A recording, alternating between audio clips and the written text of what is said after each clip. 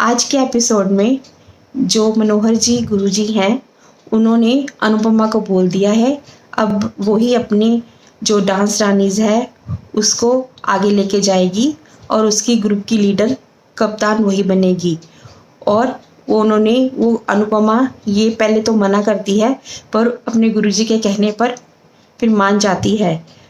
फिर वो सारी लड़कियां आपस में जो औरतें आपस में मिलके वो डांस रानी का नाम लिखवाने के लिए जाती हैं। तो वहाँ पर उनको बहुत सी बातें लोगों की सुननी पड़ती हैं क्योंकि वहाँ पे सारे यंग लोग आए होते हैं। तो वो उनको बोलती है कि ये आंटियाँ भी परफॉर्म करने आई हैं, देखो तो सही आंटियाँ जब परफॉर्म करेगी फिर इनके घुटनों में दर्द होगी, कभी जब गिरेंगी इनके लिए एम्बुलेंस और डॉक्टर को बुलाना पड़ेगा। बताइए अब ये परफॉर्म करेंगी हमारे साथ।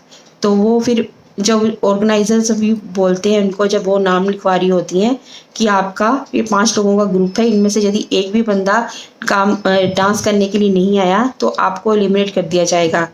ये सुनकर जो जस्सी होती है वो अनुपमा को बोलती है कि यदि हम 5 में से ये कोई नहीं आया तो हमें ये एलिमिनेट कर देंगे तो थोड़ी मुश्किल होगी। ऐसा तू श्योर है कि ये भारती, सरिता, रीटा वगैरह इनमें से कोई कल्टी ना मारे? तो वो अनुपमा बोलती है नहीं नहीं ये जरूर आएंगी, ऐसा तू मत सोच। फिर वो जस्सी को एक अपॉर्चुनिटी भी मिलती है जिसमें वो उसको ऑफिस की तरफ से बोला गया है कि उनको काम के लिए शायद लंदन भेजा जाएगा।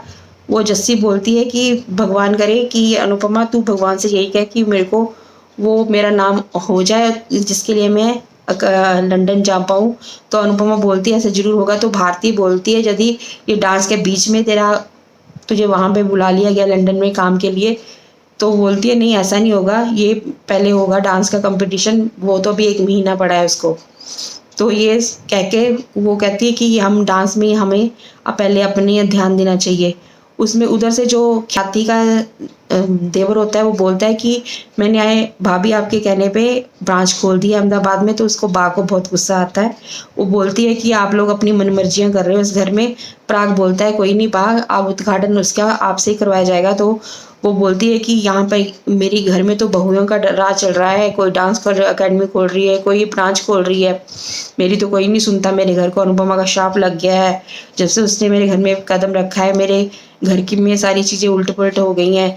ये जब बात राही के कानों में पड़ती है वो भी अपने माँ के बारे में बुरा भला सोचने लगती है।